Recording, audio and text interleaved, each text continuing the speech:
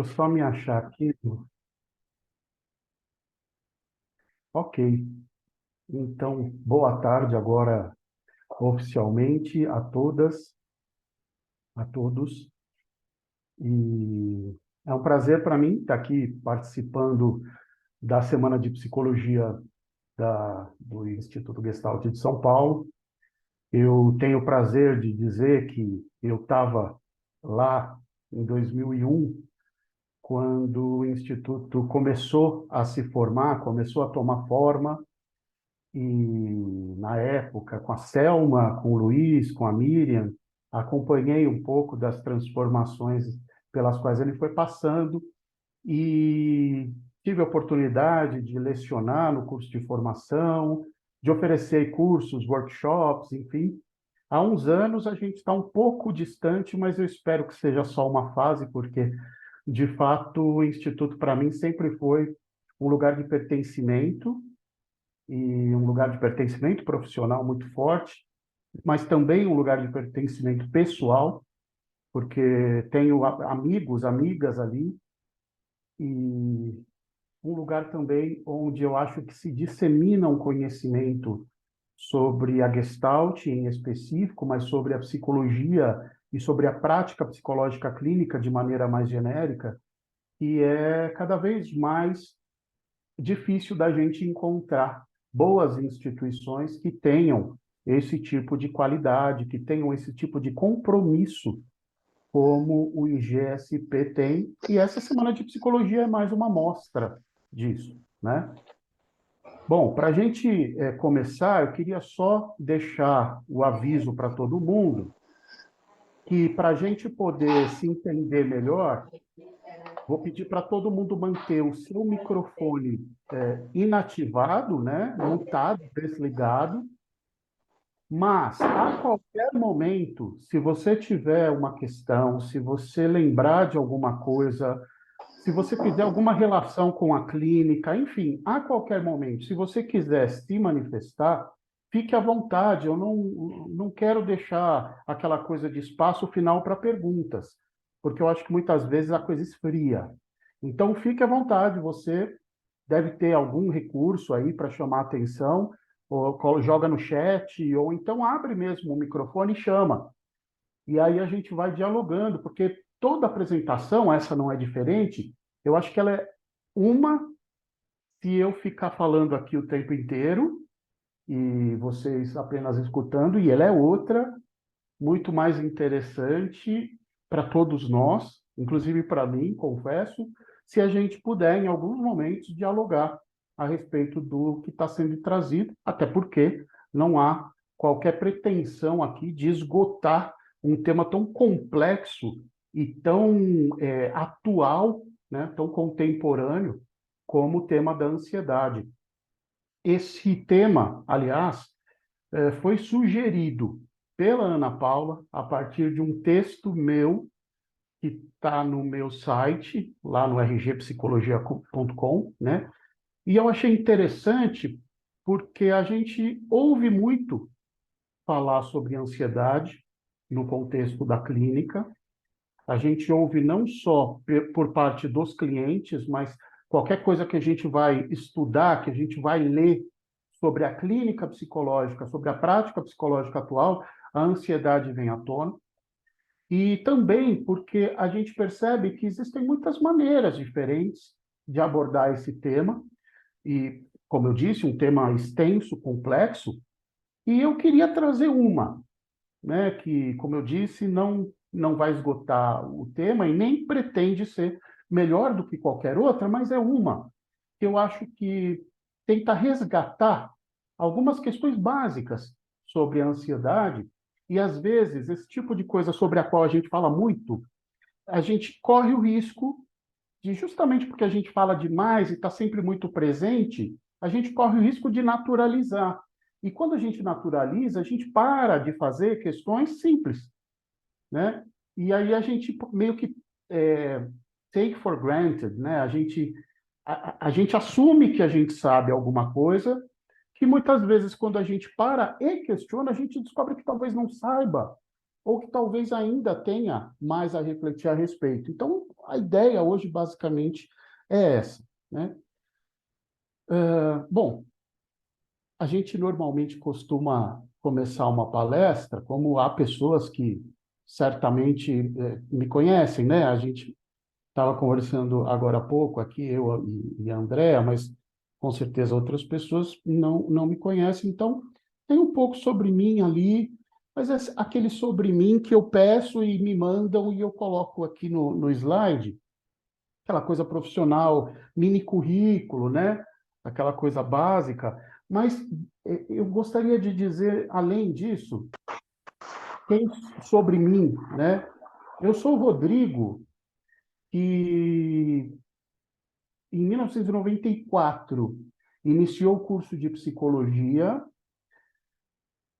Em pouco tempo ali percebeu que não era bem o que esperava, não era bem o que imaginava, mas não era meu perfil desistir, então eu fui, até o terceiro ano, eu não sabia muito bem o que eu estava fazendo ali na graduação, e no quarto ano, finalmente, quando eu estava esperando terminar, quarto, quinto ano, eu falei, eu não sei o que eu vou fazer, talvez eu me forme, pegue o diploma e vou prestar engenharia, né? Não sei, porque eu não estava me encontrando ali, mas eu começo a ter algumas disciplinas, justamente no quarto ano, sobre psicologia humanista, o contexto da psicologia no pós-Segunda Guerra Mundial, século passado, em princípio estudando Carl Rogers, né, abordagem centrada na pessoa, e depois olhando o pessoal todo, olhando a Gestalt e tal.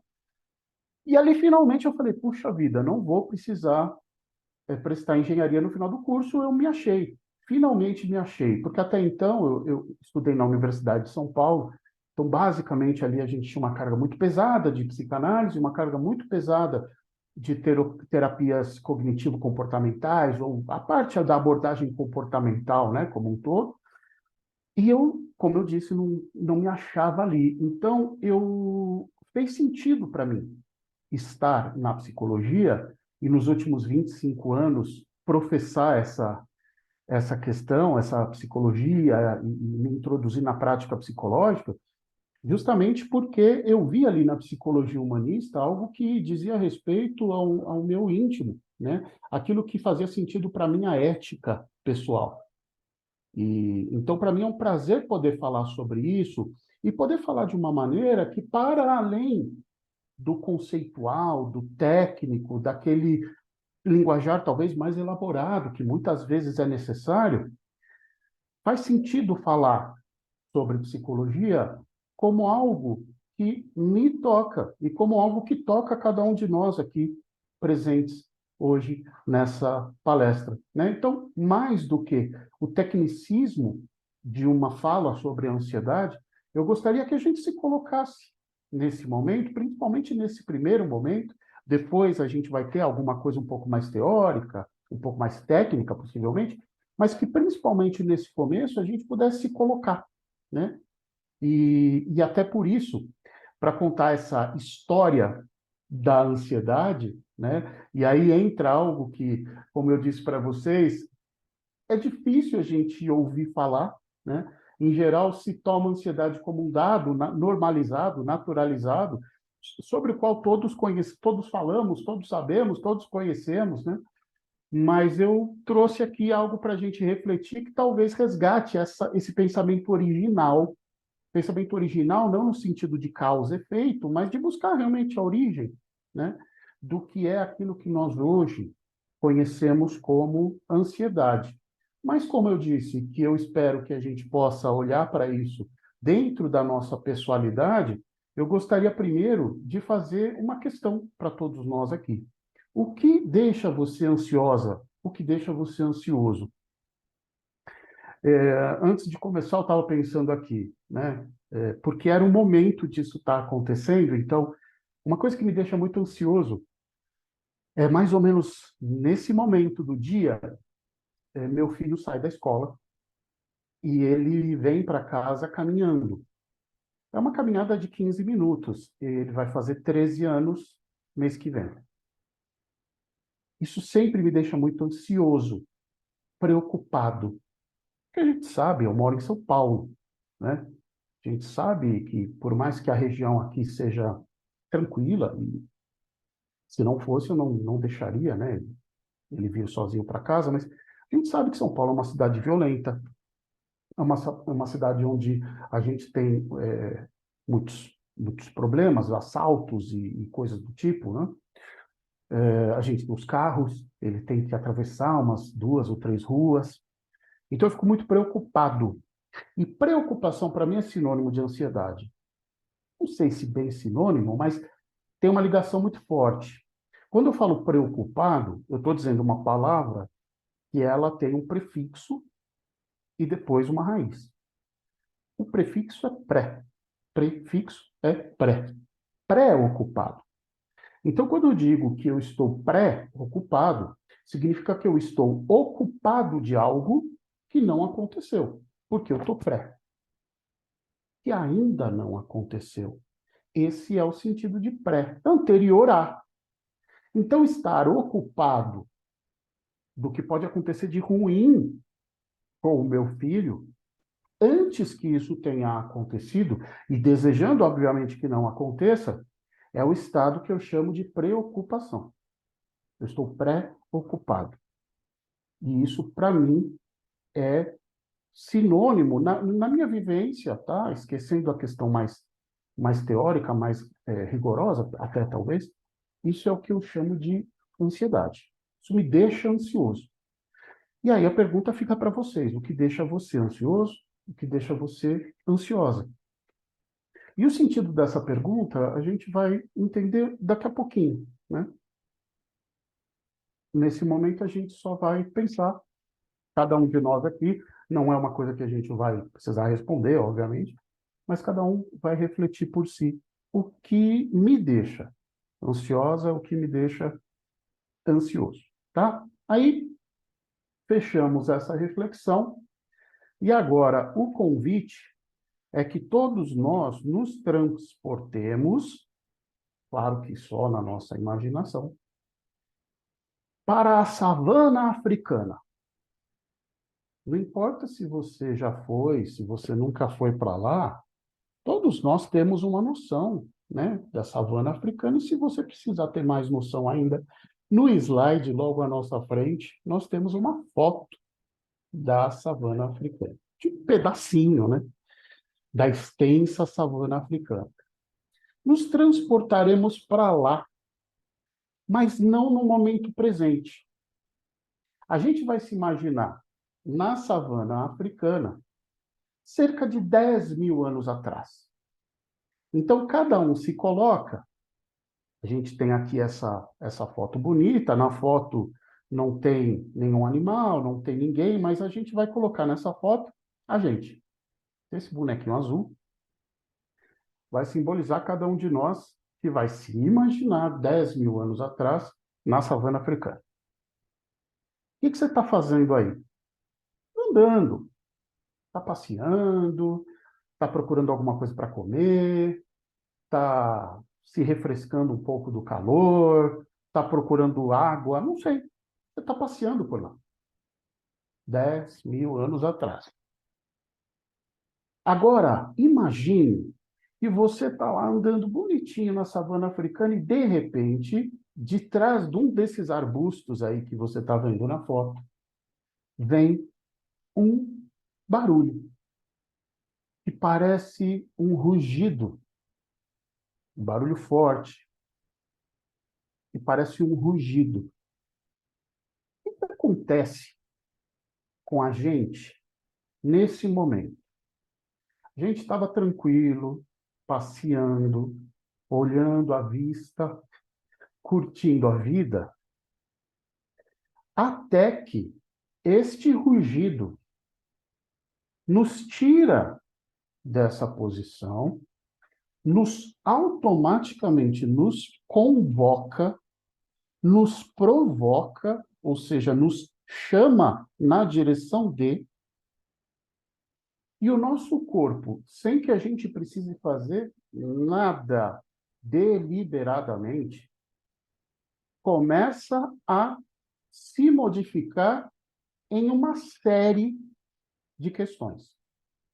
Então, por exemplo, sem que você perceba, a sua pupila dilata. Seu coração começa a bater mais acelerado. A sua respiração fica mais ofegante, curta e rápida. Você começa a aumentar a produção de suor. Internamente, você tem descargas de hormônios, como adrenalina, noradrenalina, uma maior produção de cortisol. E tudo isso começa a acontecer e muda você completamente da situação que segundos atrás você se encontrava. Para quê?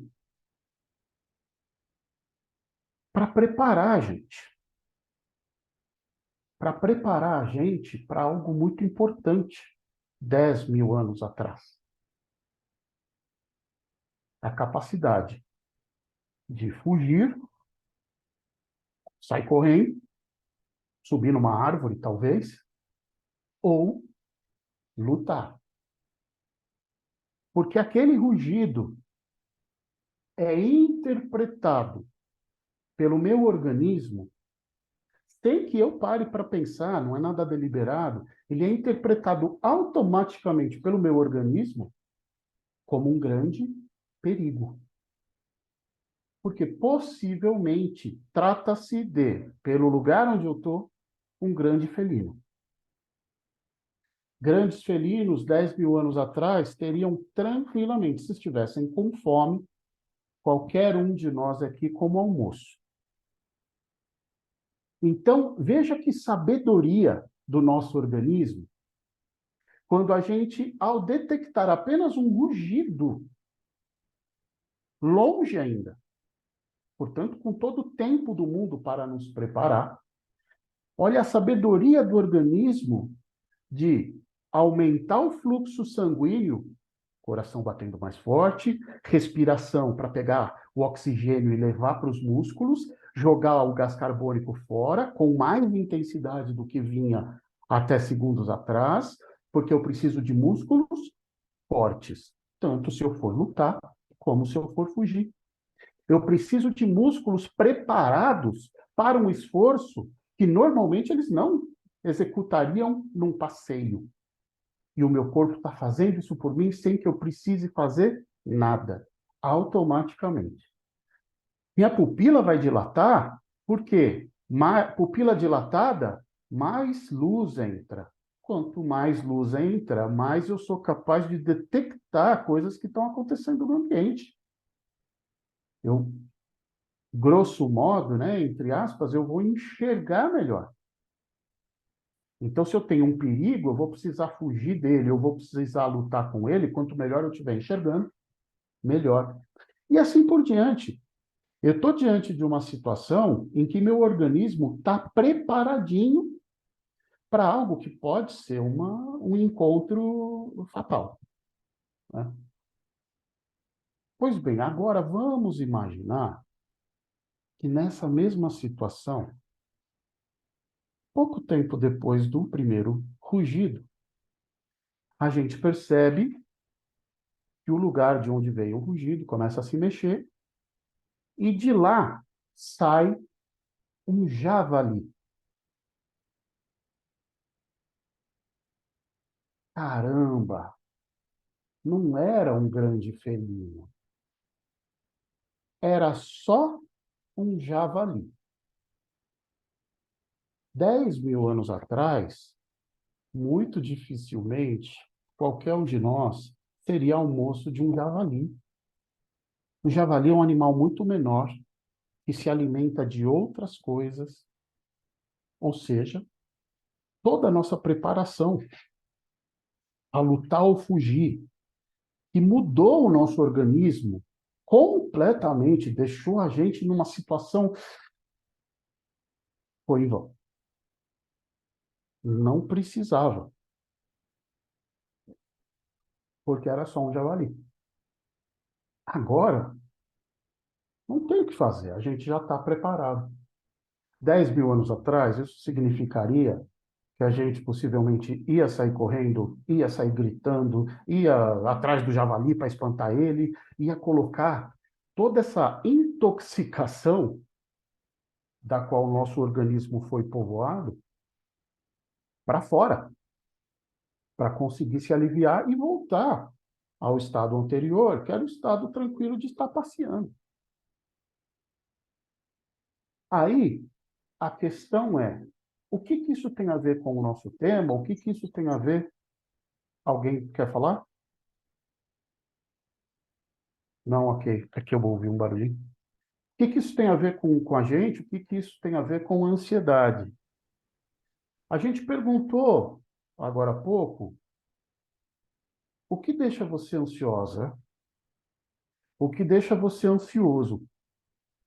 E a minha sugestão é que, olhando contemporaneamente, ou seja, saímos da savana africana, voltamos para frente do nosso computador, tablet, celular, de onde você estiver assistindo, voltamos para o ano de 2023, e eu transformaria a pergunta que eu fiz agora há pouco, de o que deixa você ansioso, para quem são os seus javalis?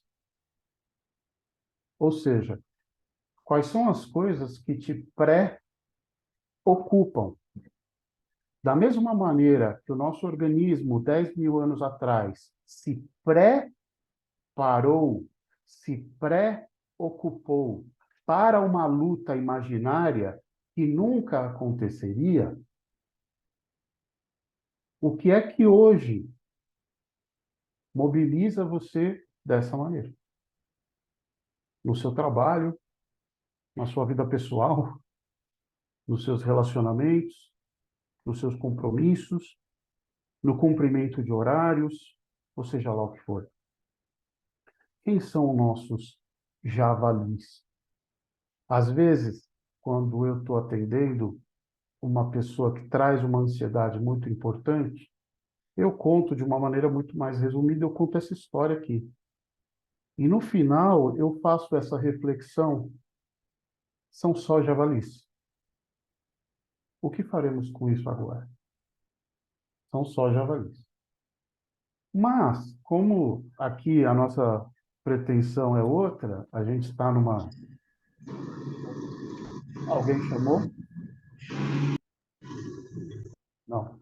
Como a gente está numa semana de psicologia, a gente vai tentar entender de uma maneira mais técnica, fisiologicamente, o que que aconteceu lá no nosso corpo, no nosso organismo, 10 mil anos atrás, quando ouvimos o rugido. O que aconteceu, basicamente, foi que o rugido foi interpretado por uma zona do nosso cérebro muito primitiva, primitiva não na função, mas primitiva no sentido filogenético, ou seja, ela foi desenvolvida ainda em nossos ancestrais, muito e muito milhões de anos atrás, muito mais do que 10 mil anos, foi disparado a partir desse locus cerebral o nosso sistema nervoso autônomo, autônomo, ou seja, aquele que age por si só. Ele não depende da minha deliberação. Por isso, o sistema nervoso autônomo. E ele tem dois ramos, o autônomo. A gente aprendeu isso na escola até, talvez tenha revisto na faculdade. Ele tem o ramo simpático e o ramo parasimpático. E quando a gente fala dessa preparação que a gente sofreu lá atrás, a gente está falando basicamente de reações que significam excitação do sistema nervoso autônomo, ramo simpático. Então, o sistema nervoso autônomo, o ramo simpático, ele é disparado por estímulos que, de alguma maneira, nos trazem a percepção de alerta, de emergência, de estresse. E ele involuntariamente é disparado e todas essas reações, a gente tem do lado direito, né, do slide, todas essas reações são imediatamente disparadas com a excitação desse ramo do sistema nervoso autônomo. Então, o dilatamento da pupila, eu falei de relaxar brônquios e de relaxar brônquios para você captar mais oxigênio e despejar mais CO2, acelera os batimentos, inibe a atividade do estômago e do pâncreas, porque não é prioridade agora, né? Você tem coisas mais importantes para pensar do que fazer digestão. Se você não sobreviver àquele encontro, não precisa fazer mais digestão. Estimula a liberação de glicose pelo fígado. Glicose para a gente é energia, olha só, tudo para deixar a gente, né? Estimula a produção de adrenalina e noradrenalina, relaxa a bexiga, promove a ejaculação. E aí são outras questões que não estão necessariamente ligadas à ansiedade naquele contexto que eu propus, né? Que é um contexto obviamente específico, mas a gente sabe que a Rosileide deu uma palestra sobre sexualidade nessa semana, eu acho que foi ontem, e aí até estava lembrando dela quando eu coloquei aqui, promove a ejaculação, ou seja, homens muito ansiosos na hora do sexo sofrem o quê, né, gente? Ejaculação precoce. Então, toda a estimulação do nervo, do ramo simpático do nosso sistema nervoso autônomo, ela leva a uma precocidade, ela promove a ejaculação, né? Por isso que homens muito ansiosos no momento da relação sexual podem ter uma ejaculação muito antes do que eles haviam imaginado ou planejado. Mas, enfim, toda essa preparação, como eu disse, tem o objetivo de fazer a gente desenvolver essa tal reação de luta ou fuga, né? Nos preparar para lutar ou fugir. Então, quando a gente está ansioso, quando a gente está um pouco ansioso ou quando a gente está muito ansioso, uma proposta que eu trago aqui hoje é que a gente pode sempre pensar: a gente está preparado para lutar ou fugir. Faz toda a diferença olhar por esse ponto de vista. E é uma proposta, tá? Bom, então tá tudo bem. Por que então está tudo bem? O nosso organismo se desenvolveu adaptativamente para ter toda essa reação e nos preparar da melhor forma possível para enfrentar perigos que, no caso do javali, não eram reais, mas podiam muito bem ser reais. E aí a preparação faria a diferença, né? Então, se há uma sabedoria do nosso organismo, como eu falei há pouco, se é uma função adaptativa que foi selecionada pela natureza, né, através do mecanismo que a gente conhece da seleção natural, da seleção das espécies, da seleção dos mais aptos, etc. Então tá tudo bem. Então, acabou a palestra, vamos para casa. Não, né?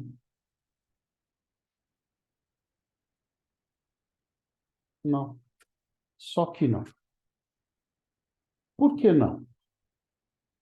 O último dado que a gente tem da OMS aponta que quase 10% dos brasileiros, ou seja, assim, grosso modo, uma em cada 10 pessoas, sofre de ansiedade patológica.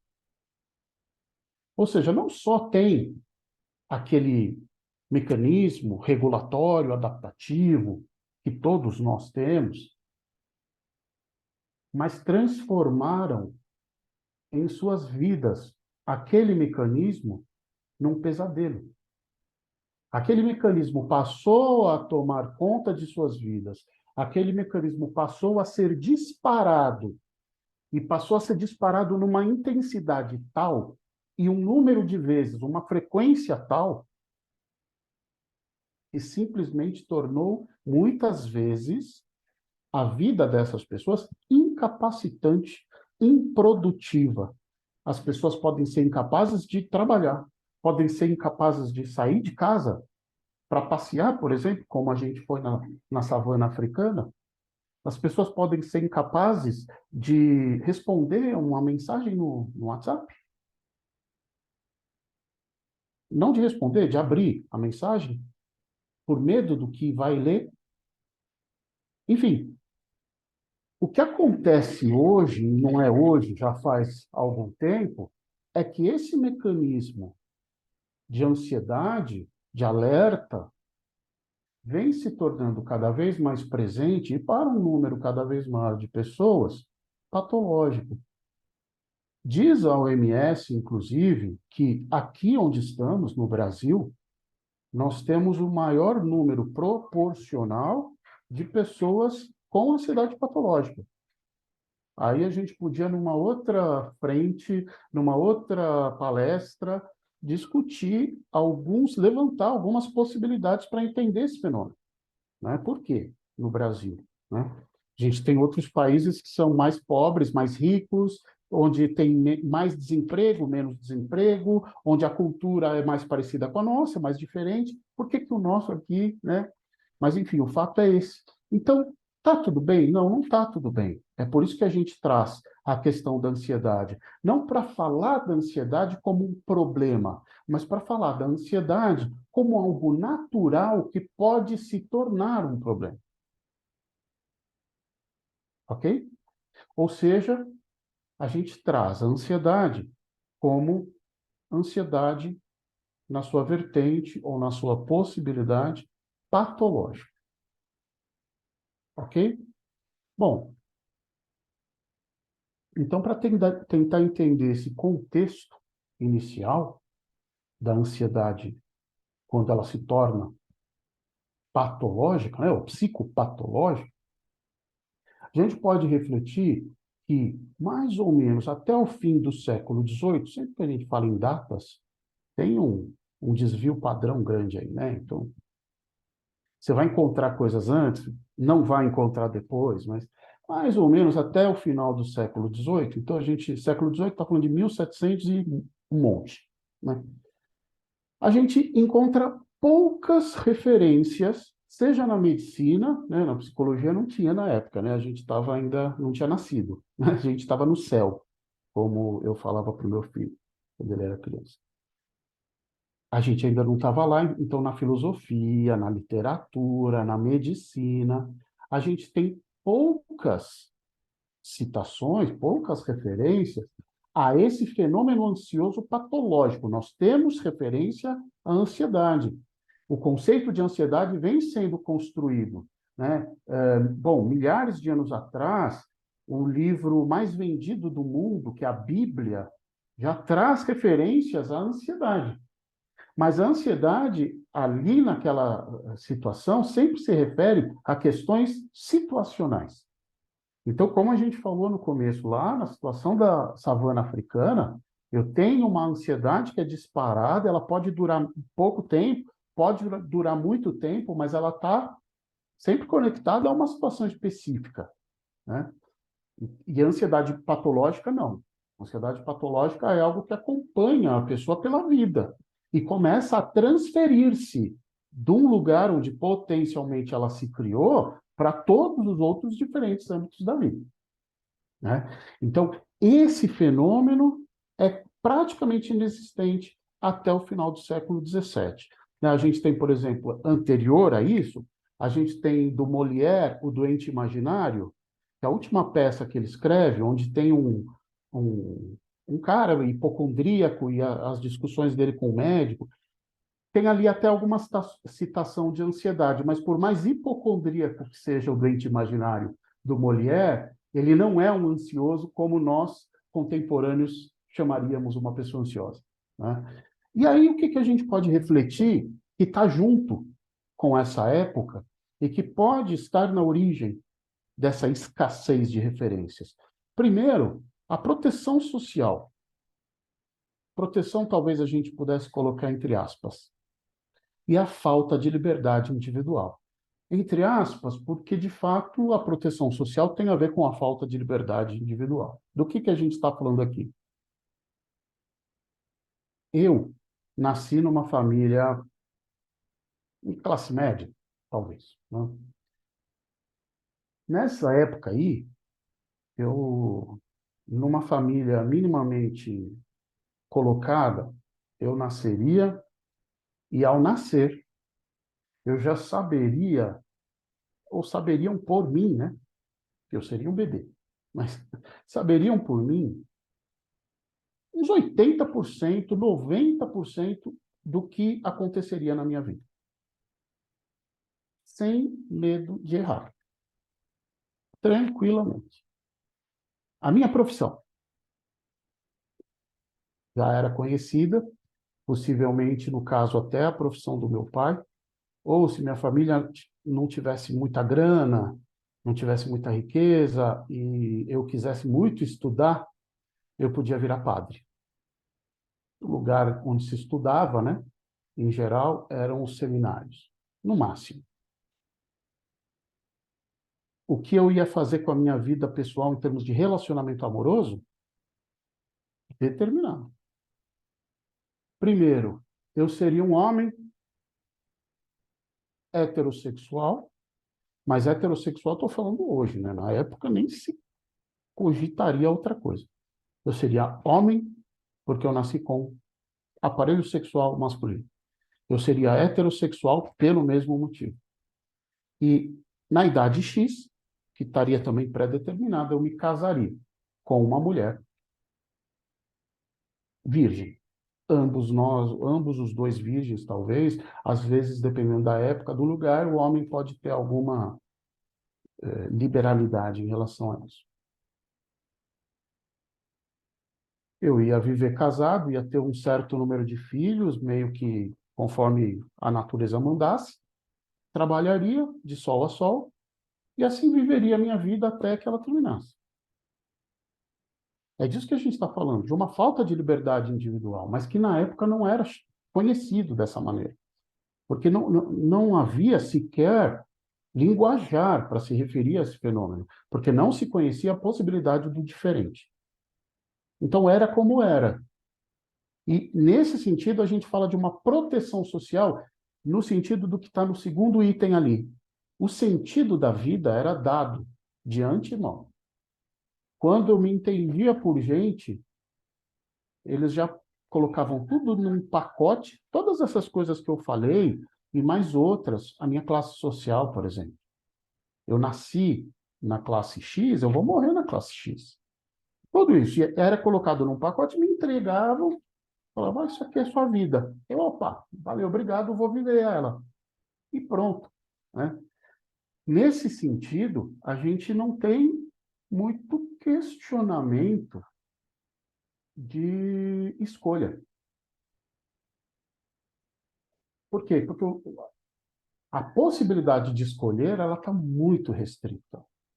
A escolha ela quase não aparece em momentos importantes da vida. Eu podia escolher se eu ia comer agora ou daqui meia hora, se eu ia comer um pão ou dois, mas escolhas triviais. As grandes escolhas, como eu falei, o que que eu quero ser na vida, se eu quero me casar ou não, com quem, e o que que eu vou fazer pela minha vida fora, e o que que eu vou fazer nos meus momentos de lazer. Essas coisas todas estavam fora de questão, né? Então, essa é o fenômeno do sentido dado de antemão. E aí, a gente já percebe nessa época uma relação que no século XX, o que vocês devem conhecer, o Zygmunt Bauman falou sobre a relação inversamente proporcional nas sociedades entre segurança e liberdade. Ou seja, quanto menos liberdade, mais segurança. Segurança nesse sentido. Eu já sei. Eu não preciso questionar, refletir, duvidar, eu não preciso fazer terapia, eu não preciso trazer meus anseios, meus desejos, não. Então, quanto menor a liberdade, maior a segurança. São conceitos, né, como Zygmunt traz, inversamente proporcionais. A partir do século XIX, ou seja, logo depois disso, a gente começa a perceber a ansiedade, cada vez mais essa ansiedade patológica, descrita em quadros clínicos. Primeiro, continua sendo pelos médicos, né? E aí a gente vai notar algumas coisas que acontecem na sociedade. A sociedade que a gente está falando, infelizmente, né? Sociedade europeia ocidental, porque, né? Foi quem contou a história, né? Mas a gente começa a perceber, primeiro, uma crise da narrativa. O que é a narrativa? É a possibilidade de falar de si de uma maneira espontânea e de uma maneira subjetiva, ao mesmo tempo criativa. Era coisa que se fazia, sei lá, nos romances, se escrevia muito, e isso, quando você analisa os romances dessa época, essa narrativa começa a desaparecer e começa a se falar mais relatos, descrições e aquelas descrições intermináveis de um quarto para dizer que a pessoa entrou no quarto. Ele passa um capítulo descrevendo o quarto e tal, uma coisa que antigamente, ou antes disso, né, talvez se fizesse ao redor de uma fogueira, porque não tinha energia elétrica, e cada um falava sobre a vida, e os mais novos ouviam os mais velhos, e aquilo tinha um valor de sabedoria e tal, né? Interessante a gente perceber como tudo isso vai mudar depois e como a gente convive com isso de uma maneira estranha até hoje. Então, essa crise da narrativa, o sujeito começa a ser calado de si e começa a entrar, e aí a gente vai se identificar super, começa a entrar, hoje a gente vive o auge, mas ele começa a entrar num silenciamento da narrativa e num começar a dizer cada vez mais informações. O que é uma informação? Uma informação é algo que já foi dito, que já foi visto, que já foi verificado, que já foi experimentado, e eu estou a repetir. Então, hoje nós vivemos, hoje não, há muitas décadas, né, na era da informática. Informática não tem a ver com computador. Informática, a palavra tem a ver com informação. Nós vivemos na era da informação.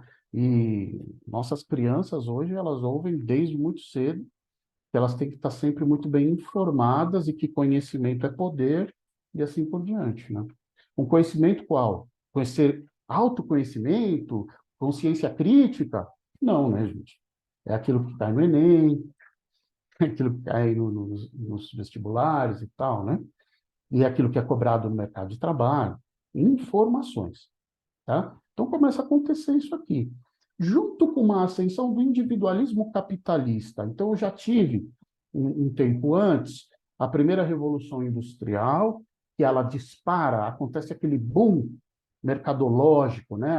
As primeiras grandes fábricas, os artesãos perdendo lugar no mercado e na sociedade e tendo que emprestar sua força de trabalho para as fábricas.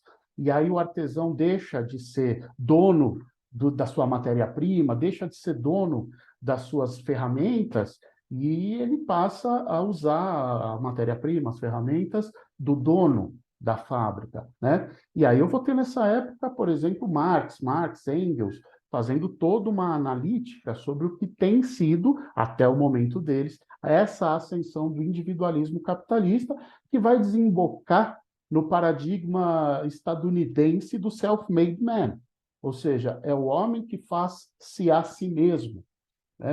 Meu esforço, minha vontade, meu trabalho é que vai construir a vida. Não tem nada pronto, não tem nada de antemão, né?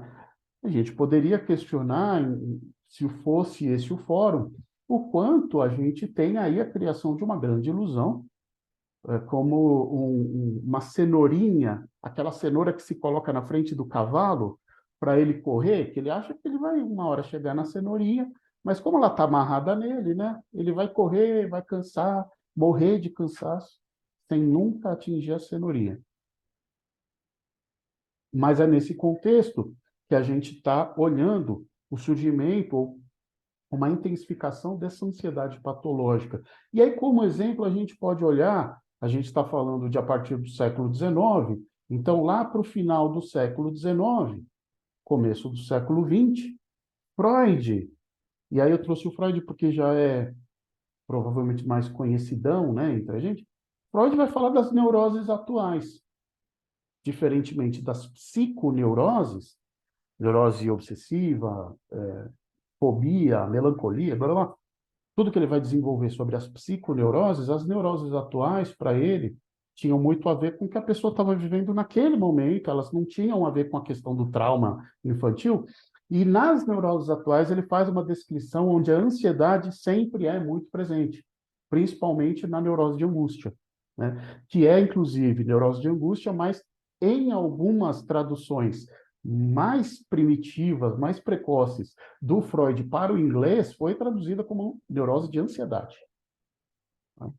Então, a gente vai encontrar o Freud. Depois do Freud, William Reich vai pegar essa questão das neuroses atuais e vai também destrinchar. Então, o Reich fala o tempo inteiro sobre ansiedade e sobre o como que a ansiedade vai se calcificando, vai se enrijecendo no corpo, né, no organismo, como todas aquelas reações organísmicas sobre as quais a gente vem falando, vão se enrijecendo no corpo, vão transformando esse corpo em outra coisa, num corpo da patologia e assim por diante. Bom, mas como vocês devem ter visto lá no programa, ou até no começo, hoje, a nossa palestra vai falar sobre ansiedade e pensamentos, né? A ideia, o chamariz, era como controlar pensamentos produzidos ou trazidos pela ansiedade, né? Então, nesse sentido, agora a gente vai falar sobre essas reações fisiológicas que caracterizam essa ansiedade como sintoma primário. Ansiedade sintoma primário é essa ansiedade fisiológica, essa ansiedade natural que aparece, às vezes enche o saco, mas que está aí. Quando a gente fala da ansiedade patológica, agora a gente pode adicionar um outro termo, a gente está falando de um sintoma secundário, né? Então, essa ansiedade, sintoma primário, reação fisiológica e versus racionalização. Eu só queria perguntar, Ana, qual que é o nosso horário aqui? Só para eu não me perder, qual que é o nosso horário? Não, eu sei que horas são, mas até quando a gente vai? Pergunta Rodrigo em vão. Espera aí, deixa eu ver aqui, gente. Acho que a Ana foi tomar uma cachaça. Creio que é até 1h50. 1h50. 1h50? Beleza, não, porque a gente não pode passar, né? Tô Porque aqui, senão... estava no telefone. A Sei. próxima palestra é às 2h. Então, até Não, às não. 2h, 5 para as 2h pode ir. Ah, já vamos... Já já a gente acaba. Bom, a relação entre as reações fisiológicas da ansiedade e a racionalização, o pensamento, é bidirecional. Ou seja, é uma rua de mão dupla. Respostas fisiológicas de perigo iminente alimentam pensamentos catastróficos, ou seja, pensamentos negativos, pensamentos pessimistas, preocupações, mas, da mesma maneira, pensamentos catastróficos, pessimistas, preocupações sinalizam um perigo que intensifica a reação fisiológica. Então, quando eu falei para vocês no começo da palestra da minha ansiedade de saber se meu filho chegou bem em casa, porque ele vem a pé, etc., eu estou falando que eu tenho uma reação fisiológica que não é tão intensa, mas existe. É que essa reação fisiológica alimenta um pensamento. Esse pensamento é pensamento de tragédia, de tudo de ruim que pode acontecer, mas ao ser povoado por esses pensamentos de algo muito trágico, eu intensifico a minha reação fisiológica. E aí eu posso, inclusive, criar um ciclo vicioso do qual eu só vou sair no hospital, no pronto atendimento lá, tomando um sossega-leão na veia, né? Então, graficamente, entre as respostas fisiológicas da ansiedade e os pensamentos catastróficos, esse catastrofismo, como a gente às vezes chama, existe uma relação de vai e vem. A resposta fisiológica leva a pensamentos catastróficos, porque, como toda a nossa dimensão da afetabilidade, aquilo que nos afeta organismicamente, por meio da reflexão, se torna pensamento. Só que esses pensamentos, como nós temos os nossos pensamentos como uma forma de realidade, conforme eu intensifico o que pode dar errado no pensar, esse pensar pode intensificar a resposta fisiológica. E uma resposta fisiológica mais intensa vai se traduzir em pensamentos mais trágicos e catastróficos. E assim, sucessivamente, como eu falei, nesse ciclo vicioso que caracteriza em todas as situações que a gente conhece, que a gente atende, caracteriza essa ansiedade que a gente está chamando de patológica. Eu estava falando até aqui de pensamentos catastróficos, negativismo, pensamento do que pode dar errado, pensamento de tragédia. Agora a gente vai usar um outro termo para se referir a esses pensamentos. E a gente vai entender por quê. A gente vai chamá-los, de uma maneira tecnicamente mais bonitinha, a gente vai chamá-los de pensamentos intrusivos. Eu trouxe aqui um quadrinho, uma charge, né? Que eu me identifiquei, assim, eu espero que vocês também, para eu não me sentir tão mal. A gente pode até dar outros exemplos, mas para quem não lê inglês, não entendeu o que está escrito ali, tem uma moça segurando um bebê. E esse bonequinho do lado dela, intrusive thought, quer dizer, pensamento intrusivo. É o que nós estamos falando aqui. E o pensamento intrusivo está na cabeça dela assim, ó, larga o bebê. Tipo, joga o bebê no chão. E no segundo, larga o bebê, larga o bebê, larga o bebê, larga o bebê, larga o bebê, larga o bebê. Eu já tive esse pensamento. E não foi uma vez só. Tá com o bebê no colo, olhar e falar, o que aconteceria se eu largasse agora? Tudo bem? Pode ser que todo mundo está saindo da palestra agora? Não sei, não estou acompanhando.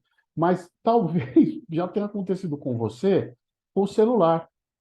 Quando você está andando de carro, assim, a janela aberta, você com o celular na mão. E vem alguma coisa dizendo para você, joga o celular pela janela.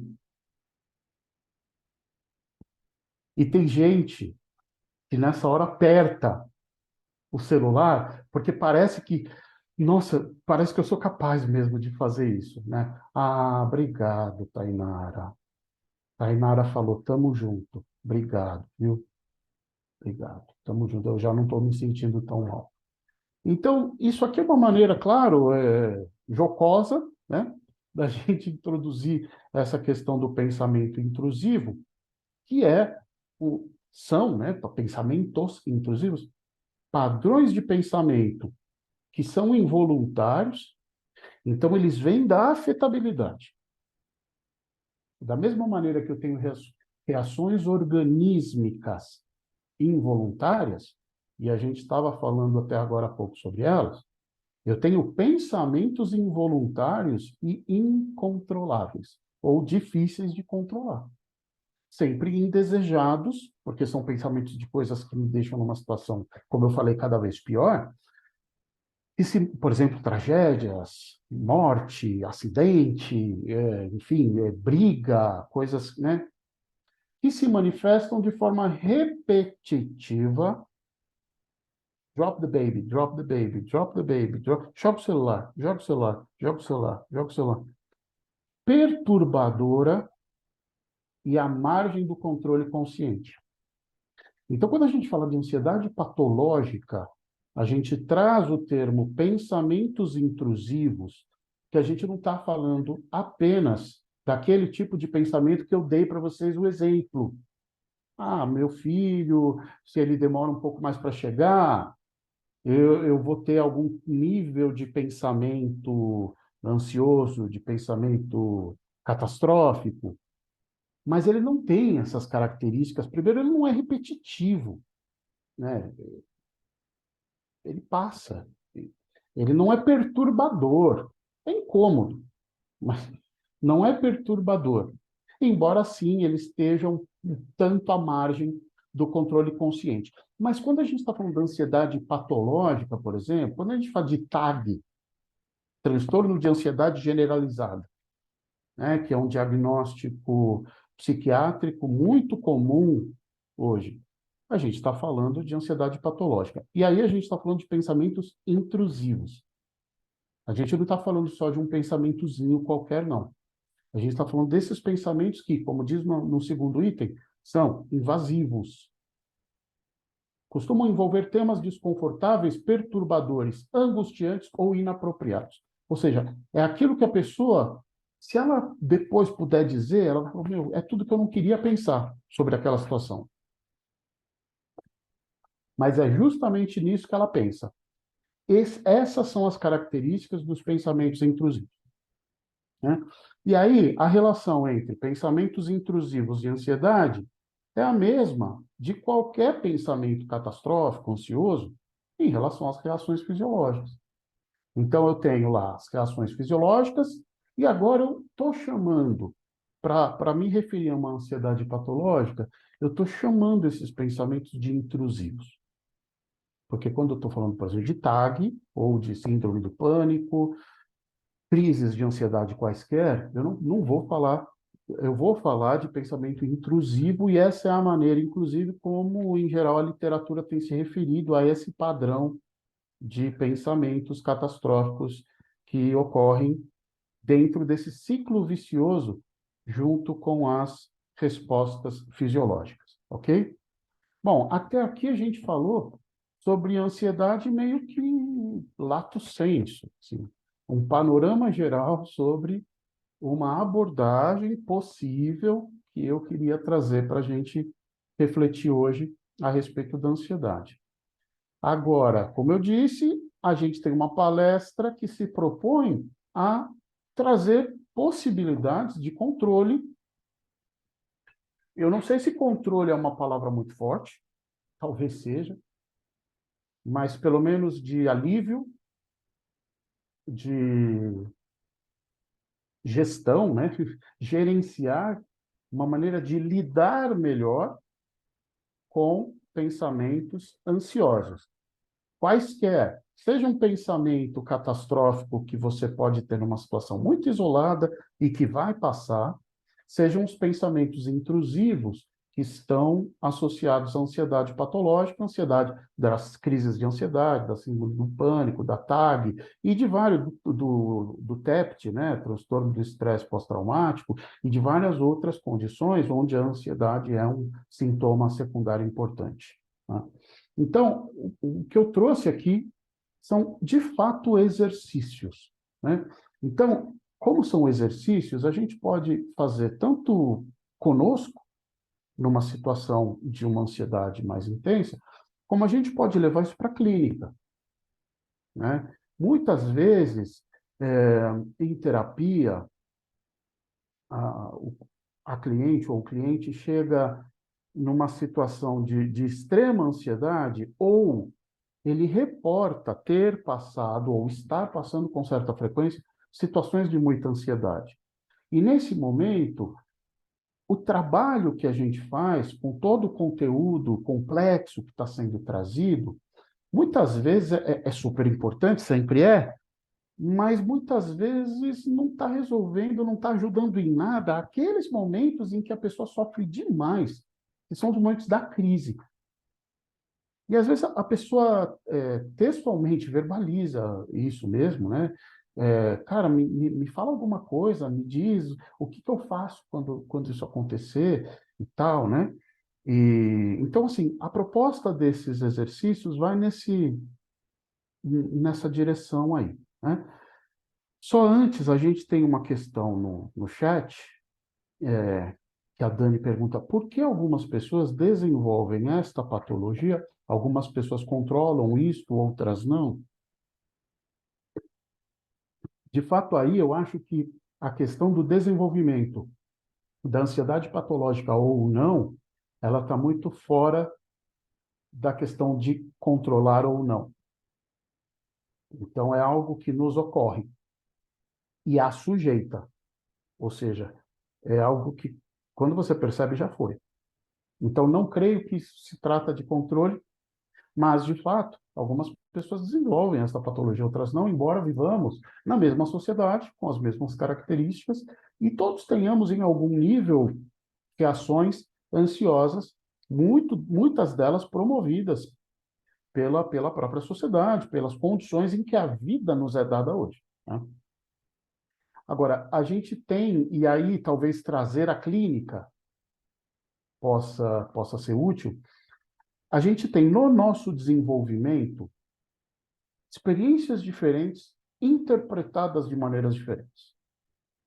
E, basicamente, essa dualidade entre aquilo que eu experiencio e que é muito próprio, você não viveu, o outro não viveu, o outro não viveu. Eu vivi aquilo. E a maneira como eu interpreto também é muito própria. Então, uma outra pessoa podia estar junto comigo na mesma situação e interpretar de uma outra maneira. Essa dualidade explica por que algumas pessoas desenvolvem ansiedade de maneira patológica e outras não. De maneira, assim, muito, talvez simplista ou superficial, eu responderia dessa maneira, porque para a gente fazer uma resposta legal, a gente precisaria bater mais papo, seria uma coisa mais extensa, mas basicamente eu acho que para a gente ficar com alguma coisa minimamente razoável, eu diria isso, tá? A gente tem experiências versus interpretação das experiências, né? Por que que eu falei de trazer a clínica? Porque quando a gente traz o paciente ansioso para a clínica, de fato o que a gente vai trabalhar é isso. São as experiências dele, que a gente pode, inclusive, resgatar, a gente pode, inclusive, exercitar, reelaborar, revisitar, propor um exercício, propor uma revisitação, propor um exercício de imaginação, propor alguma coisa que resgate a vivência, e aí a gente vai confrontar essa vivência, agora olhada por ele dentro de uma outra perspectiva, e vai oferecê-la para que ele possa, o seu ego possa fazer um novo juízo sobre ela, né? De novo, estou falando muita coisa em pouco tempo, mas eu acho que dá para a gente ir por aí, ok? Mas se não foi ok, também sinta-se à vontade para colocar aí no chat e a gente vai conversando, tá bom? Ok. Até a Ellen coloca trabalhar o sentido da experiência do cliente. De fato, essa é a grande questão, né? Assim, o norte é a questão do sentido. Eu espero que daqui a pouco a gente vai chegar nisso. Vamos falar sobre os exercícios, né? Primeiro. Então, vocês vão ver que são exercícios muito simples, né? Mas a gente, além do exercício, que é uma coisa legal de saber, a gente vai tentar entender por que funciona, né? O que ele tem que, de fato, traz essa possibilidade de alívio, de gerenciamento, de lidar melhor com a ansiedade, principalmente com pensamentos ansiosos, tá? Então,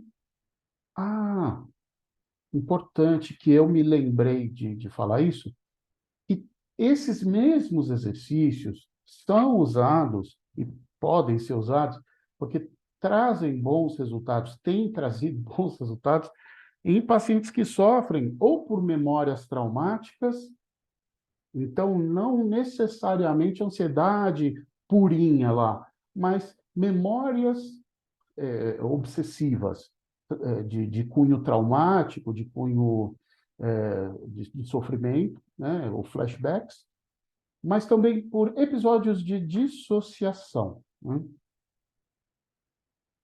Então, para resgatar a pessoa de si mesma para si mesma, tá? Também são interessantes.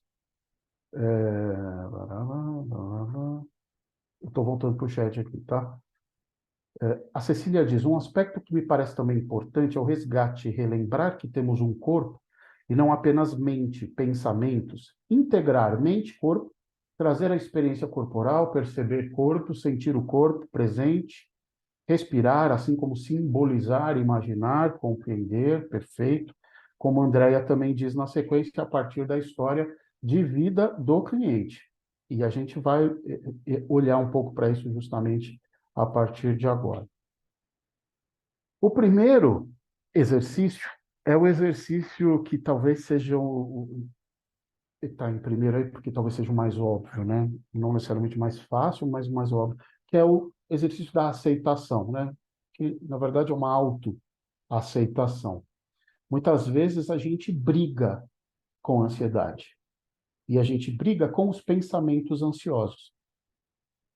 E a gente precisa ter muito claro que brigar contra eles, tentar freá-los, é inútil. E pode até, em determinadas situações, piorar a situação.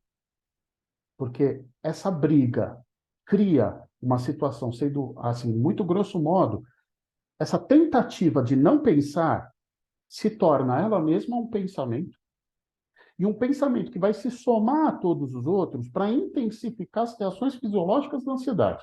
Ou seja, quanto mais o sujeito pensa em não querer pensar, mais ele pensa e mais ansioso ele fica. E aí, como está dito, o problema não é o pensamento, mas é o fato de que a pessoa acredita nele. Então, não adianta querer, não, eu vou eliminar esse pensamento de mim. O problema não está ali.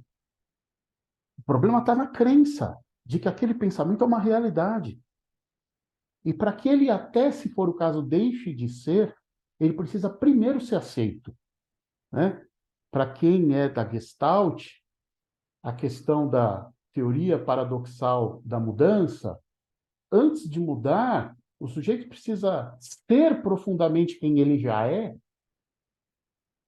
porque enquanto eu não reconheço, enquanto eu não integro ao que eu reconheço como eu, aquilo é impossível mudar, a gente pode trazer, talvez, para essa reflexão aqui, né? E lembrar que esses pensamentos ansiosos, assim como as reações fisiológicas, eles nascem em lugares partes muito primitivas, como eu falei, primitivas no sentido da seleção natural, do sentido filogenético, do cérebro. Então, quando a gente tenta freá-los racionalmente, é como se a gente não alcançasse. Não funciona. Pode apenas, como eu falei agora há pouco, piorar a situação. Então, mais do que um exercício, eu entendo que esse aqui é uma dica, talvez, uma questão importante para se levar em conta na ansiedade. Não é fácil você aceitar uma coisa que você não gosta. Não é fácil você aceitar e integrar a si algo que você acha tão desagradável. Mas não tem outro caminho. Como disse, aliás, agorinha mesmo, no chat, a Cecília, nome da minha sobrinha número 2. A integração, a aceitação, corpo, mente, aquilo que é pensado, aquilo que é sentido. Tá? Agora, num segundo momento, a gente vai levar em conta também, Cecília, incluir. Incluir. Incluir. Não sei se eu falei alguma bobagem aqui, mas se eu falei, perdão. Segundo exercício, mas que ainda é mais uma dica, mais uma questão a levar em conta do que, de fato, um exercício, manter-se aqui agora. Sempre lembrando, a ansiedade é o quê? É um alerta. Como alerta, ela está voltada ao futuro. Quando eu coloco um alarme no meu carro, eu coloco esse alarme para o alarme me avisar antes do meu carro ser roubado. Não faz sentido colocar um alarme para me avisar depois que o meu carro está no desmanche. Então, ansiedade é um alarme, é um alerta. Então, o objetivo, o objeto da ansiedade é algo que está no futuro. Quanto mais ansioso, mais eu estou existencialmente me projetando ao futuro. Agora, como o Fritz Perls falou, em algum momento eu não até estava tentando hoje mais cedo lembrar onde ele escreveu isso, ou se foi algo que ele disse em alguma aula, em alguma coisa, ou se ele me ligou para me falar, não sei. Conforme eu tento me lançar para o futuro e eu percebo que não dá, porque a vida é necessariamente no aqui e agora, é como se eu caísse no limbo entre o presente e coisa nenhuma. E esse presente e coisa nenhuma, essa sensação desagradável, é a ansiedade, né? Só para lembrar que, de fato, a gente tem a ansiedade como uma tentativa de ocupar ou de antecipar o futuro, né? A Júlia coloca: você poderia dar alguns exemplos práticos de experimentos que possamos propor para os clientes no âmbito da aceitação? Como ajudá-los efetivamente a alcançar a aceitação do sentimento? Aqui, de fato, não coloquei nada muito ilustrativo, né? Nada no nível do exemplo, porque, de fato, me pareceu que, como a gente trabalha aceitação e autoaceitação o tempo inteiro na clínica, talvez fosse redundante, porque qualquer proposta que trabalhe a aceitação, né, no sentido de autoaceitação, de ampliação da autoconsciência, vai funcionar também quando trazida para esse assunto específico, ansiedade.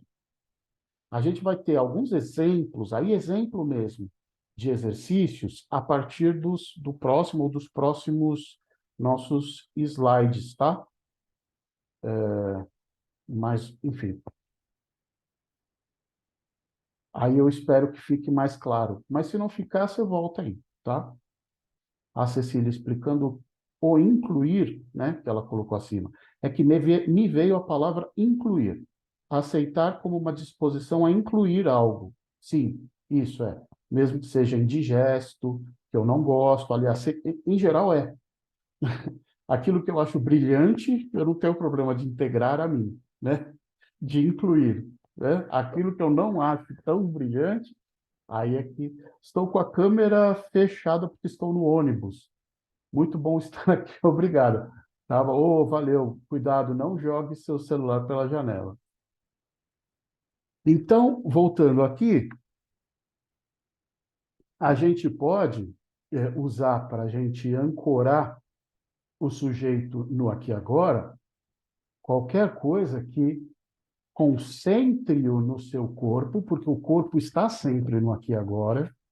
Quando a gente fala da tentativa da ansiedade de nos projetar, de nos lançar, né, para um futuro, não tem máquina do tempo, né, gente? Essa projeção, ela é imagética, ela é reflexiva, ela é existencial. Ela não é, nunca é fisiológica, nunca é corpórea.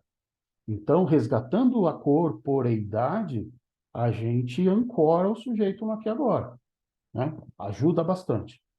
Aquilo que em inglês se chama grounding, em português tem algumas pessoas que usam o termo aterramento, né? Como se usa muito aterramento em outro contexto, que é o contexto da elétrica, né? Aterrar o equipamento, aterrar um circuito elétrico. Aterramento às vezes fica meio esquisito, mas a ideia é essa, tá? Ah, fechei o chat. Próximo. Agora sim eu tenho um exercício. Exercício técnica mesmo. Você pode propor isso como experimento. Ou você pode fazer consigo mesmo, né? Como eu falei. É o que a gente chama de técnica da distração. Por que distração? A distração não é em relação ao que está acontecendo fora de você. É ao contrário. Chama técnica da distração porque é distrair você da ansiedade. Ou seja, é uma outra maneira de propor um aterramento, tirando o foco da atenção, da ansiedade para outra coisa. Então, eu trouxe dois exemplos aqui, mas você pode criar variável. Então, um exemplo da cor. Então, você escolhe uma cor. Que cor você gosta? Ah, eu gosto de azul. Tá, agora, onde você está? Apenas no cômodo onde você está. Quantos objetos você consegue identificar em matizes da cor que você escolheu. Quantos e quais? Então, você vai contar, você vai dizer quais são eles. Você pode dizer, você pode escrever.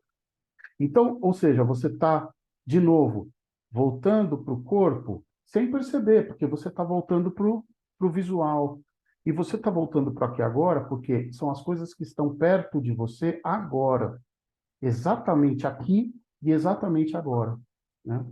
Ou um exemplo 2, que ele é mais puramente pensamento, né? Que é você propor uma contagem. Essa contagem pode ser mental, essa contagem pode ser em voz alta, também ali está mental, mas não é necessariamente mental. Mas você vai propor uma contagem que tem algum nível de dificuldade. Então, está proposto ali uma contagem regressiva, do maior para o menor, começando pelo número 100, de 7 em 7. Aí não dá para, sabe, não é tão óbvio assim, vai sair da tabuada do 7, então a pessoa vai 100, 93, 66, 59, conforme ela foca nessa racionalização, ela também se distrai de alguma maneira da ansiedade. Tá? Próxima. Técnica do 5, 4, 3, 2, 1. Aqui também tem bastante flexibilidade, né? Aliás, tudo isso aqui são só propostas, ideias, coisas para a gente pensar junto. É 5, 4, 3, 2, 1, porque é uma técnica que, de alguma maneira, vai envolver os 5 sentidos. E aí, não precisa nem dizer, ao envolver os 5 sentidos, você resgata o aqui agora. Porque os 5 sentidos são funções da corporeidade. Então, conforme você estimula e obriga, entre aspas, a pessoa a usar essas funções, você traz a corporeidade, você traz para aqui agora, você ancora a pessoa no lugar onde ela está e no momento onde ela está. Então, por exemplo, escolha ou diga, né, 5 coisas que você está vendo agora, aí onde você está. 5, tá? Agora, 4 coisas, e por que vai diminuindo? É só para não ficar no marasmo do mesmo número. Poderia ser de baixo para cima, de 1 para 2, para 3, para 4, para 5, não tem problema. É só para tirar a pessoa do marasmo, para obrigar cada vez mais a uma observação acurada. Ah, tá, já sei, tá, 5, não sei o quê. Não, não. Então vai mudando, né? Mas é só por isso também. Então, 5 coisas que você pode ver, ou seja, que a sua visão alcança. Pode ser perto, pode ser longe. Ó, pega 3 que estão perto, 2 que estão longe. Agora, 4 coisas que você pode tocar com a mão, 4 coisas que estão ao seu alcance. 3 sons que você pode ouvir. Pode ser voz de alguém, pode ser um passarinho, pode ser música, pode ser carro passando na rua, né? Aí, 2 cheiros que você consegue sentir. Perfume, fumaça, cheiro de comida. E uma coisa que você pode provar. E aí você pode ter a mão, ou você pode providenciar, você pode até se levantar para procurar alguma coisa que você pode experimentar. Ou, se você tiver água, por exemplo, já é uma possibilidade de completar o exercício, tá? Próxima, técnica do foco. Também parecida com as anteriores no objetivo.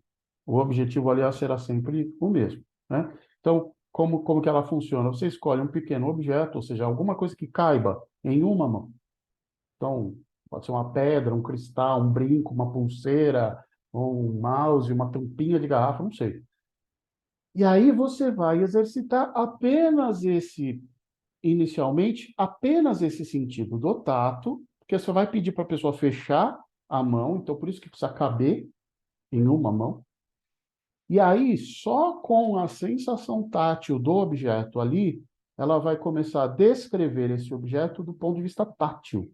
Então, que qualidades pode ter um objeto desse ponto de vista? Ele pode ser macio, ele pode ser rugoso, ele pode ser áspero, ele pode ser pesado, ele pode ser leve, ele pode estar frio, ele pode estar quente.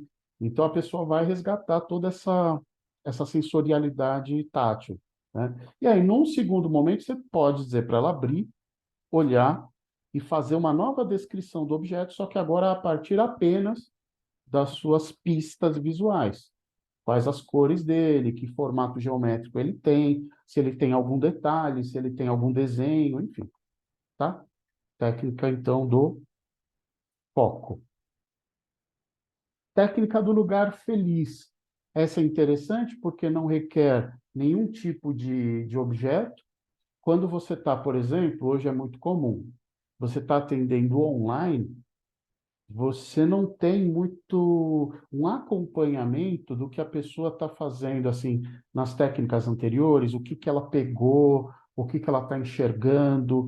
Não impede de maneira alguma, não vai mudar lá grande coisa, mas se for mais confortável para você, você pode ir para uma técnica como essa, tal técnica do lugar feliz. Então, você pede para a pessoa sempre respirando profunda e lentamente, né? Porque através da respiração você já tira a pessoa de qualquer possibilidade ansiosa, porque a respiração do ansioso é curta e rápida, e a gente viu fisiologicamente por que que ela precisa ser assim, né? Então, sempre através de uma respiração lenta e profunda, eu acho que ela está presente no início de qualquer técnica. A pessoa vai imaginar um lugar que para ela seria um lugar muito feliz, um lugar onde ela se sentiria assim a melhor sensação que ela consegue imaginar nesse momento. E aí ela vai montar esse lugar inteiro. Onde é esse lugar? Onde ele fica? Se ele tem plantas? Se é uma praia? Se é um lugar fechado onde só tem ela? Se tem sons, música, animais? O que que ela está fazendo? Se tem pessoas junto dela? Se ela está sozinha, etc. E tal. Pô, que legal. Usuário do Zoom. Puxa, infelizmente não apareceu o seu nome aqui. Que riqueza essa palestra. Vou reassistir a gravação, com certeza. Pô, legal. Usuário do Zoom. Seja quem você for, né? Esteja você onde estiver. E aí, peraí, peraí. Não, achei que tinha outra coisa, mas não, curtinho. Tá? Bom, e aí, ela vai se imaginar nesse lugar e vai imaginar toda a sensorialidade que a gente vem exercitando nos exercícios anteriores. Então, também é um exercício de sensorialidade, só que a sensorialidade vai ser imaginada. Então, o que você está vendo? O que você está ouvindo?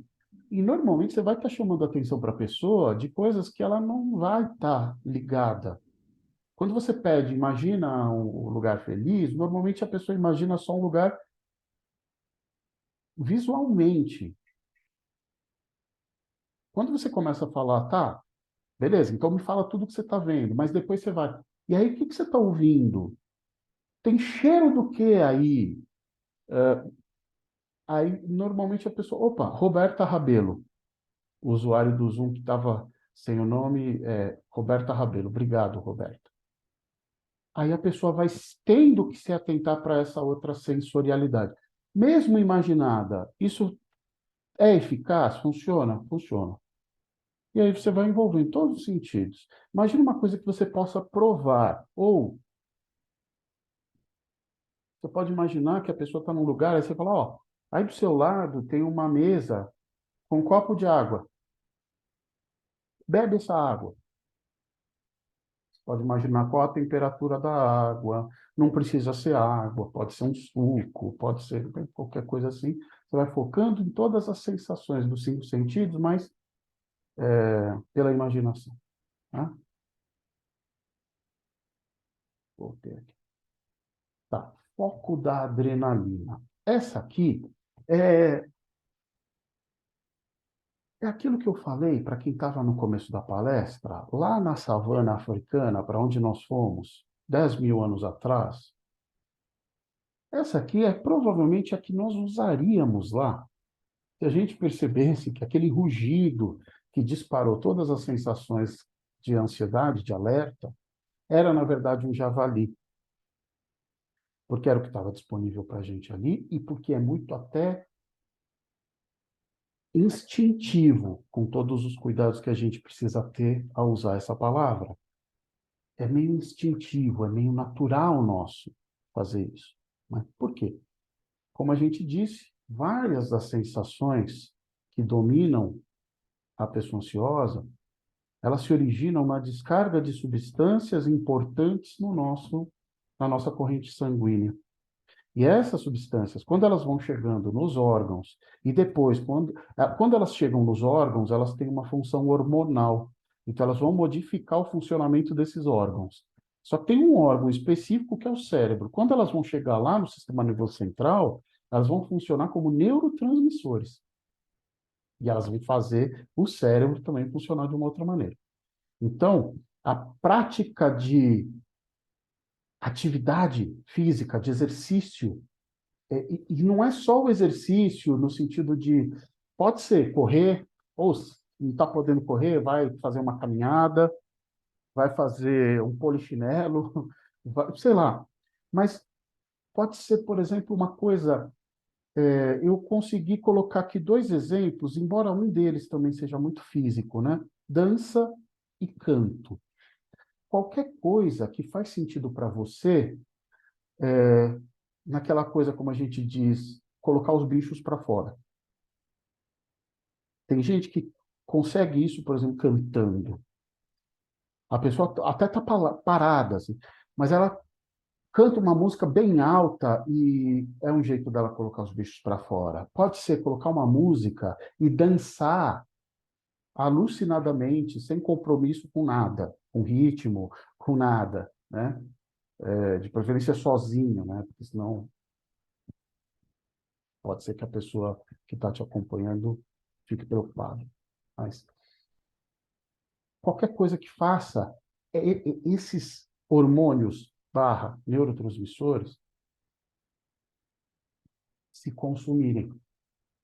Quanto mais rápido eles se consumirem, e aí eles vão ser metabolizados, e aí vão virar outras substâncias que são expelidas, né?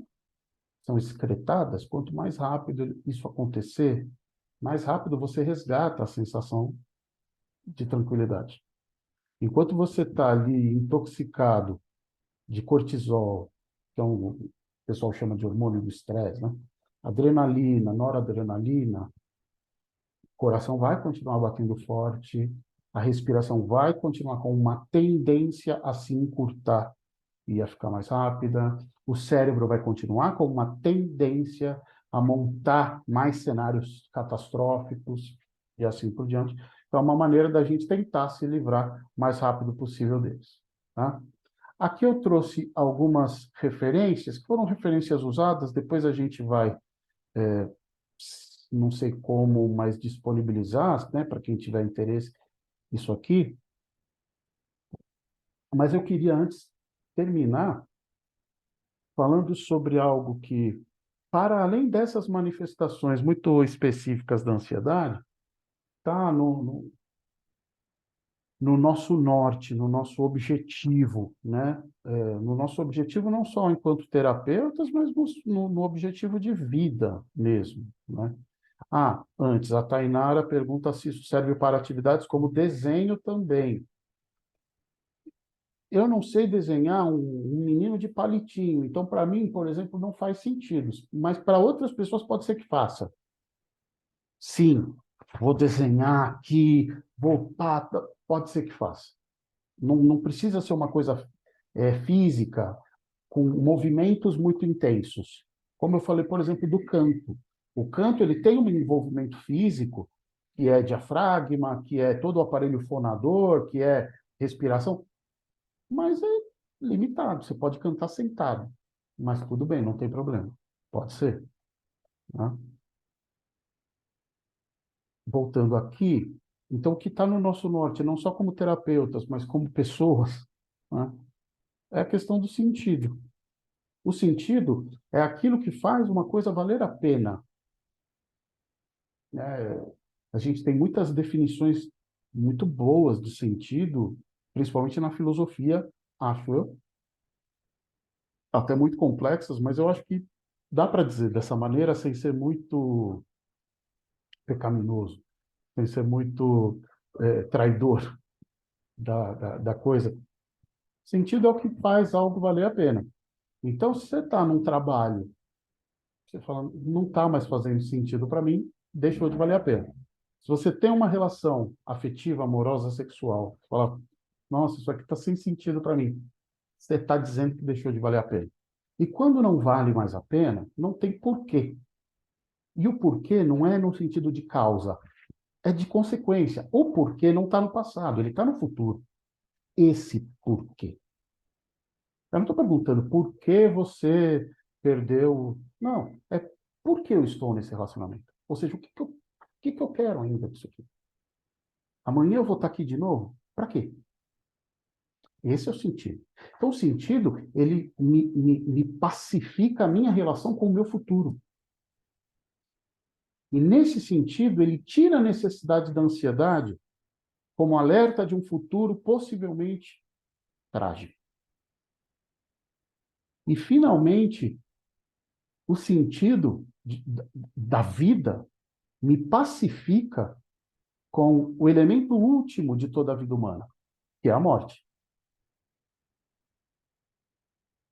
E se eu consigo pacificar essa minha finitude, a minha mortalidade, eu também não preciso da ansiedade para tentar me antecipar a um final trágico, porque eu sou consciente dele e estou em paz com isso, com a tragédia de todo final humano. Tragédia não no sentido de uma coisa dolorosa, sofrimento. Não, tragédia no sentido filosófico mesmo. O fim de todo humano é trágico, pois é a morte. Então, quanto mais eu estou em paz com o sentido de tudo que eu faço, e no final das contas, como está escrito ali, com o meu projeto. Porque não é só o que eu estou fazendo hoje, mas é o que eu quero fazer amanhã, onde eu me vejo amanhã, onde eu me vejo o ano que vem, onde eu me vejo, sei lá, daqui 3 anos. E o quanto eu me sinto bem, atualizado em relação a esse projeto. Eu estou no degrau que eu queria estar. Eu não preciso de ansiedade me antecipando possíveis futuros trágicos, porque eu pacifico a minha relação com o meu futuro quando eu desvelo os sentidos. Porque o sentido é aquele para que futuro. E a ansiedade também serve para antecipar futuro. Quanto mais sentido, menos brecha eu dou para a ansiedade aparecer. Gente, em princípio, bom, só uma desculpa, em princípio, o mistério para estar na aprendizagem. Entendi, obrigado. Não. O mistério para estar na aprendizagem. Diz Andréia. Não, não sei se eu entendi. O mistério para estar na aprendizagem parece. Não sei se eu entendi o que você quis dizer, André. Mas, enfim. Ei. Isso. Fala. Me veio a questão do estar consciente da minha situação, né, a partir da corporeidade de tudo que você colocou, então me veio essa frase, aí eu quis compartilhar o mistério, no sentido de eu não ter uma tag cronificada, vamos falar assim, é, eu estar buscando a aprendizagem, o autoconhecimento e o Sim. conhecimento do outro e do meio que a gente vive. Porque Ah, quando você fala da morte, é porque a gente escreve coisa solta e porque fica meio difícil, né? Mas quando você falou aí da morte, então, se eu conheço bem, sei que isso vai acontecer, que faz parte da vida, tem um sentido na minha vida, ela não vem como um monstro, né? isso. Por exemplo, a minha mãe faleceu com 86 anos. Ela dizia: Eu cumpri meu propósito na minha vida, É. então eu estou preparada para a morte. Isso ela falava, Ah, e logo no outro ano ela teve um AVC e ficou alguns meses acamada e faleceu. E a gente sentia paz, porque não foi aquela morte abrupta, entendeu? sim. Sim. Era isso que eu ia colocar. Tenho vontade de Ok. fazer uma outra pergunta, mas eu acho que o tempo não dá. Ah, tudo bem, a gente deixa para Né? depois, mas Deixa. ó, Aham. até vou deixar aqui site, rede social. Quiser entrar em contato também, isso eu ia dizer de qualquer maneira, tá? A gente pode conversar. Ok, Mas obrigada. para eu me manter aqui, porque senão a Ana Paula falou que ela não vai me convidar de novo, eu me manter mais ou menos no horário, queria então agradecer a presença de vocês, estão aí dados de contato, para quem ficar com qualquer questão, né, como a Andrea mencionou, fique à vontade para encaminhar, vai chegar para mim, a gente troca uma ideia, mas é isso, gente. Sejam felizes, porque no final, nada disso que eu falei tem qualquer importância, é tudo uma grande bobagem. O que a gente quer na vida mesmo é ser feliz.